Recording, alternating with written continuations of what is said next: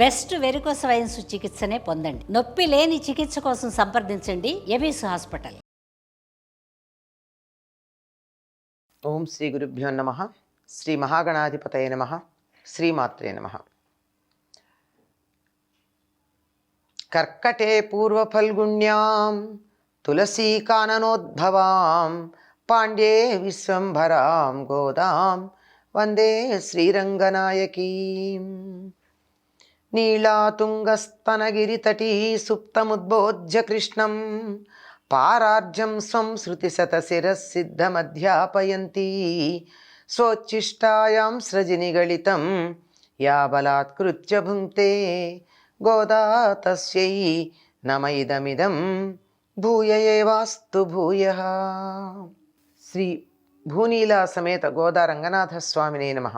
Keys కీశైంద్రెంగమానైచ్చాత్తంగలందు పేసిన పెచ్చరవం కెట్టిలయ్యో pay పెണ്ണే కాశుం పిழப்பம் கலகலப்பக்கை birth வாசனரங்குழலாய்ச்சியர் மத்தினால் ஓசை படுத்த தைரரவம் கெட்டிலையோ நாயக பெண்ணின் பிள்ளாய் நாராயணன் மூர்த்தி கேசவனை பாடவும் நீ கெட்டே கிடத்தியோ தேశముడయ్యాయ్ తిషవిలో రెంబావాయ్. ఏమంటున్నారు గోదాదేవి? ఏడవ నాడు మరొక గోపికని నిద్రలేపుతూ ఉంది. ఈవిడ లక్షణం వేరు. ఈ లక్షణాలు మనకి మానవుల్లో కూడా, సాధకుల్లో కూడా, భక్తుల్లో కూడా కనపడతాయి. అందరికీ మంచి ఆలోచనలే ఉంటాయి. భగవంతుడి పట్ల భక్తి కలిగి ఉండాలి. ఆ భక్తిని ప్రదర్శించేటటువంటి పద్ధతి కూడా ఎవరిని ఏ విధంగా చూడాలో ఆ విధంగా చూడాలి. అన్నీ బాగానే ఉంటాయి. కానీ ఆచరణ దగ్గరికి వచ్చేటప్పటికీ కాస్త అలసత వస్తుంది. రేపటి నుంచి చూద్దాంలే, కొంచెం సేపు ఆగి చేద్దాంలే అనేటటువంటి అలసత వస్తుంది. అందుకని వాళ్ళందరినీ నిద్రలేపుతూ ఉంది. అమ్మా ఓ పిచ్చి పిల్ల అంది. అంటే కొంచెం తెలివి తక్కువతనమే తప్ప గడుస్తనం కానీ లేదా మోసం చేయాలన్న దృష్టి కానీ లేదు. కొంచెం అమాయకత్వమే ఉందని చెప్పుకోవాలి. భరద్వాజ పక్షులు ఏవేవో మాట్లాడుకుంటున్నాయి కీసు కీసు అని. ఎందుకు అంటే లేచాయి, ఇంకా అవి ఆహారానికి బయటికి వెడతాయి. ఆహారానికి బయటికి వెళ్ళాక మళ్ళీ సాయంకాలం ఎప్పుడో తిన్నంత తిని పట్టుకు రావాల్సినవన్నా పట్టుకొచ్చి అప్పుడు కలుసుకుంటాయి తప్ప పగలల్లా కలవవు. అయ్యో పగలంతా కలవకుండా ఉంటామే అని చెప్పి చక్కగా మాట్లాడుకుంటున్నాయి అవి. ఆ మాటలు వినపడలేదా నీకు? ఇక్కడ ప్రత్యేకంగా భరద్వాజ పక్షుల పేరు చెప్పడం అన్నది ఏమిటి అంటే, బోల్డు పక్షులు ఉండనే ఉంటాయి. వీటి గురించే ఎందుకు అంటే ఆ ఒక గొప్ప మహర్షి పేరు కదా అది. అందుకు ఆ మాటలు వినపడితే నువ్వు ఇప్పుడు ఏం చెయ్యాలి? నీకేం వాటి పక్షుల యొక్క ధ్వనులే కాదు, నీకింకా వేరే ధ్వనులు కూడా వినపడాలి. ఏమిటంటే పూలు పెట్టుకుని రాత్రి పడుకుని తెల్లవారు లేచి తొందరగా పెరుగు చిలకాలను వచ్చేటప్పటికీ ఆ జుట్టు ముడులు వదిలి పూర్తిగా వదిలిపోవు. ఎందుకంటే పూల దండలు పెట్టుకున్నారు గనక ఆ పూలదండలు, జడ, అల్లికలు, ముడి ఇవన్నీ ఒకదాంతో ఒకటి పెనవేసుకుని అలా జారిపడుతూ చెదిరిపడుతూ ఆ సగం ముడి వదులుతుంది, సగం ముడి పెట్టుకున్న పూలదండ వల్ల కట్టుబడే ఉంటుంది. అట్లా ఉండి ఇలా కదులుతున్నప్పుడల్లా పూలదండలు కదులుతూ ఉంటే ఆ పూలదండలు కదలిక వల్ల మంచి పూల వాసనలు అన్ని వైపులకు వ్యాప్తి చెందుతూ ఉన్నాయి.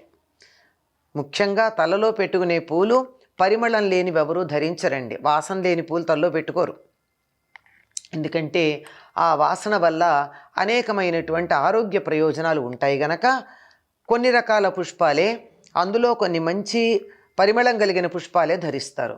అందువల్ల వాళ్ళు ఇలా తల కదుపుతున్నప్పుడల్లా ముడిలో ఆ దండలు విడివడి జడ అంటే జుట్టు దండలు ఒకదాంతో ఒకటిలా కదులుతూ ఉండడం వల్ల మంచి పరిమళం వస్తూ, కవ్వంతో పెరుగు చిరికేటప్పుడు వారి చేతులకు ఉన్నటువంటి కంకణాలు, మెడలో ఉన్న ఆభరణాల ధ్వనులు కలిసి ఆకాశాన్ని అంటుతున్న పెద్ద ధ్వని వస్తోందిట.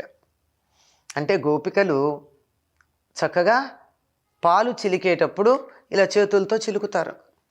అక్కడ ఒక రాట పెట్టుంటుంది, చిలకడానికి కావలసినటువంటి కవ్వపు రాట అని. దానికి కవ్వాన్ని కలిపి ఈ రెండింటిని కలిపి చాలా జాగ్రత్తగా చిలుకుతారు. ఒక్కసారి గనక ఆ పదును పోయినట్టయితే కవ్వం దడేలు మన కింద పడి ఆ పెరుగుకుండ పగిలేటటువంటి ప్రమాదం ఉంది. దానికి చాలా నేర్పు ఉండాలి. ఈ నేర్పుతో చేస్తూ ఉన్నప్పుడు చేతులకు ఇక్కడి నుంచి ఇక్కడ కంకణాలు ధరించుంటారు. ఇవి కదులుతున్నప్పుడల్లా ఇట్లా ఇట్లా కదిలి గల్లు గల్లు గల్లుమని మోతొస్తుంది. ఇంతేనా? ఈ చల్ల చిలికేటప్పుడు ఏం జరుగుతుంది అంటే ఇలా ఇలా చిలుకుతారు గనక ఈ గుండెల మీద ఉన్నటువంటి రకరకాల హారాలు ఉన్నాయి, ఇవన్నీ ఒకదానితో ఒకటి ఇలా కొట్టుకుని మంచి ధ్వని వస్తోంది. వీరంతా ధనవంతులన్న మాట ఇంతకు ముందే మనం విన్నాం. అందరి దగ్గర సంపదలు ఉన్నాయి, మంచి ఆభరణాలు ధరించినటువంటి ధనవంతులైనటువంటి సంపద కలిగిన వారు అని చెప్పి సంబోధన చేసింది. వీళ్ళందరూ మెడలోనూ కంటెలు, కాసుల పేర్లు, వరహాల పేర్లు, ఇంకా రకరకాల హారాలు ఉంటాయి కదా, ఇవన్నీ ఇలా ఉండి ఇలా కదిలినప్పుడల్లా ఈ హారాలు కదిలి ఒకదానికొక కొట్టుకుంటున్నాయి. ప్రతి ఇంట్లోనూ ఈ గొల్లపడుచులు ఇలా చల్ల చేస్తూ ఉంటే కంకణాల ధ్వనులు, నగలు ఒకదానికొకటి తగలడం వల్ల వచ్చిన ధ్వనులు అన్ని ఇళ్లల్లోవి కలిపి చాలా పెద్ద ధ్వని అయ్యి ఆకాశాన్ని అంతేటంతటి ధ్వని వచ్చింది. వినపడలా? దిక్కులు పిక్కటిల్లే ధ్వని వచ్చిందిట. నగలు ఒకదాంతో ఒకటి ఒరుసుకుపోవడం వల్ల వచ్చినటువంటి ధ్వని. నువ్వు ఏమని చెప్తుంది? నాయక పెన్పిళ్ళాయ్ అంటే ఓ నాయకురాలైనటువంటి పిల్ల అని పిలిచింది. అంటే అందరికీ ముందు నేనే ఉంటాను, నేనే ప్రధానంగా ఉండాలి, మీ అందరూ నా వెనక రావాలి అని చెప్తూ ఉంటావే, అట్లాంటి దానివి మరి ఇంకా పిచ్చిదానిలా పడుకున్నావేమిటి నువ్వు? సర్వ పదార్థాలతో వాత్సల్యంతో వ్యాపించి మనకు కనపడాలని, సర్వ పదార్థాలలో వాత్సల్యంతో వ్యాపించి మనకు కనపడాలని ఒక ఆకృతి ధరించి కృష్ణుడుగా అవతరించి విరోధులను నశింపచేసిన ప్రభువుని కీర్తిస్తూ ఉండగా విని కూడా ఇంకా నువ్వు పడుకునే ఉన్నావా? ఇది భగవత్ తత్వాన్ని బాగా తెలియచెప్పేటటువంటి పాసురం. భగవంతుడెవరు? సర్వవ్యాపి. అంతర్బహిశ్చ తత్సర్వం వ్యాప్య నారాయణ స్థితః అని చెప్తారు. లోపల బయట సమస్తంలోనూ బాగా వ్యాపించినటువంటి వాడు అని. అంటే ఆ విష్ణు శబ్దానికే అర్థం. విష్ అంటే వ్యాపించుట, విష్ణువు అంటే సమస్తమునందు వ్యాపించినవాడు. సమస్తంలోనూ వ్యాపించినటువంటి విష్ణువు తనకంటూ ప్రత్యేకంగా అన్నింటిలోనూ అంతర్యామిగా ఉన్నాడు. అలాంటప్పుడు ఎలా కనపడతాడు? ఉదాహరణకి పూలదండ ఉంటే పూలదండలో దారం కనపడదు కదా. దారం కనపడితే దండే లేదు. ఏ పువ్వు కా పువ్వు విడిగా ఉంటే దారం కనపడదు కదా. ఆ విధంగా సమస్తంలోనూ వ్యాపించి కనపడకుండా ఉన్నటువంటి వాడు, అయ్యో మేము ఆరాధించుకోవడానికి రూపం లేకపోతే ఎట్లా, నిన్ను ఎలా గుర్తిస్తాం, మేము అమాయకులము, తెలివి తక్కువ వాళ్ళం, మా కంటికి కనపడితే తప్ప నిన్ను మేము ఆరాధన చేయలేమే అని అనేటటువంటి భక్తుల కోసం ఒక మూర్తిమత్వాన్ని చెందాడు. అంటే ఆకృతిని పొందాడు. ఆ ఆకృతి ఎట్లా ఉంది?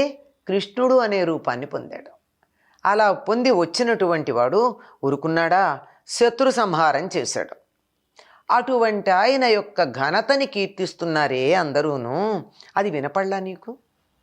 అంటే ఈ హరిదాసులు అని చెప్పబడేవాళ్ళు కానీ, విష్ణు భక్తులైనటువంటి వారు కానీ, జీయర్లు కానీ, ఆలయంలో ఉండి విష్ణువుకు సేవ చేసుకునేటటువంటి వారు, గబగబా వచ్చి ఆలయాన్ని తెరిచినటువంటి వాళ్ళు కానీ, వాళ్ళు విష్ణువుని కీర్తిస్తున్నారే, ఆ కీర్తనలు వినపడలేదా నీకు? ఇంకా పడుకుంటావా నువ్వు? అవి వినపడుతూ ఉండగా కూడా పడుకుంటున్నావా? నీ తేజస్సు మాకు కనపడుతోందిలే. అంటే నువ్వు లేచావని తెలుస్తోంది. నువ్వు నిద్రిస్తున్నట్టు లేవు, నువ్వు మేలుకున్నట్టు మాకు అర్థమైపోతూనే ఉంది. నువ్వు బయటికి రా. దాన్ని, నీ తేజస్సుని మాకు కనపడకుండా నువ్వు దాచిపెట్టద్దు. దాచిపెట్టకుండా మేం కూడా దాన్ని దర్శించి అనుభవించేట్టుగా తిజా అంది. అంటే తెరు అంది. ఇదే తెలుగులో మనకి తెరు అని, తలుపు తెరు అన్న చోట బండీరా రాస్తాం. దానికి మూలం ఝ అటువంటి పదం, అటువంటి ధ్వని తమిళంలో మనకు కనపడుతుంది. నువ్వు తలుపు తెరు నీ తేజస్సు నాకు మా అందరికీ కనపడుతోంది, మమ్మల్ని చూడని దాచిపెట్టుకుంటావెందుకు ఉంది. అంటే అప్పటికే భగవద్ అనుభూతి కొంతమంది గోపికలుగా భావన చేయబడుతూ ఉన్నటువంటి గోదాదేవి చెల్లలో భాషించిందనమాట. అందుకని దాన్ని మాకు కనపడేటట్టు చెయ్యమంది. ఇక్కడ తెరు అన్నటువంటి మాట రెండు అర్థాల్లో మనం తెలుసుకోవాలి. ఒకటి భౌతికంగా తలుపు తెరు అని చెప్పడం, మరొక్కటి నువ్వు మాకు కనపడకుండా నీ అంతరంగానికి తెర వేసి ఉన్నావు, కప్పేసుకున్నావు. ప్రతి మనిషిలోనూ కూడా, నిజం చెప్పాలంటే ప్రతి జీవిలో కూడా భగవతత్వం ఉంది.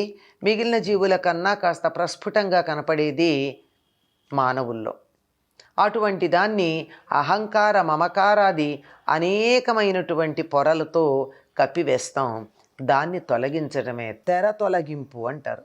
తెర తీయగరాదా అనేటటువంటి కీర్తన మనకి తెలుసు. తెర అంటే భౌతికంగా ఉండేటటువంటి బట్టతో చేసినటువంటి తెర కానీ, ఇక్కడ తెరు అంటే తలుపు తెరు అని కానీ కాక, లోపల ఉన్నటువంటి భగవత్ చైతన్యం అందరికీ వ్యక్తమయ్యేటట్టుగా, తనలో ఉన్నటువంటి దైవాంశ ప్రస్ఫుటంగా వెలువడేటట్టుగా అహంకార మమకారాది పొరలన్నీ తొలగించమని అర్థం.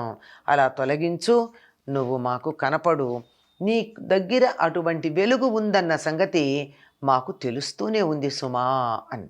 ఇక్కడ ఈ పాసురాలన్నింటిలోనూ కూడా కృష్ణావతార ఘట్టాలన్నీ ఒక్కొక్కటిగా ప్రస్తుతించబడుతూ ఉన్నాయి. ముందేమో వామనావతారం గురించి ప్రస్తుతించబడింది, ఆ తర్వాత పూతనాహరణం, శకటాసుర భంజనం, దామోదర లీల, ఇలాంటివన్నీ ఒక్కొక్కటి. ఇక్కడ శత్రు సంహారం అనబడేటటువంటిది ఇక్కడ కనపడుతోంది. అంతేకాకుండా ఆనాడు కృష్ణుడు జీవించి ఉన్న రోజుల్లో గొల్లపల్లెలో సూర్యోదయానికన్నా ముందు ఎటువంటి ధ్వనులు వినపడుతూ ఉంటాయో వాటిని కూడా ఈవిడ మనోనేత్రంతో దర్శించి తాను దాంతో మమేకమైపోయింది, తాదాత్మ్యం చెంది ఉంది. తానే రేపల్లెలో ఆనాటి గోపికగా మారిపోయిందేమో. అక్కడ ఉన్నటువంటి భరద్వాజ పక్షులు జంటలుగా ఒకదాంతో ఒకటి కబుర్లు చెప్పుకుంటాయి. అవి వాటి పలుకులు, గొల్లెతలు చల్ల చేస్తున్నప్పుడు వచ్చేటటువంటి సవ్వడులు, వాటన్నిటినీ వర్ణించి చెప్పి, అవి నీకు వినపడటం లేదా లెమ్మంటూ ఉన్నది. అంటే అటు పక్షులు ఇటు మానవులు అందరూ కూడా తమ కర్తవ్యం చేయడానికి తాము బయలుదేరారు. ఇంకా సాధకుడైనటువంటి భక్తుడు బద్ధకంగా పడుకోవడం ఏమిటి, లేవాలి, తన సాధనని మొదలు పెట్టాలి అనే దానికి సంకేతంగా తెరు, బయటకు రా అని చెప్తూ ఉన్నది గోదాదేవి. చెలులకు మాత్రమే చెప్తోందా, మనందరికీ చెప్తోందా? ఒక్కసారి మనం ఆలోచన చేసుకోవాల్సి ఉంటుంది. స్వోచ్చిష్టమాలికా బంధగంధబంధురజిష్ణవే విష్ణు చిత్తతనూజాయై గోదాయై నిత్యమంగళం. స్వస్తి.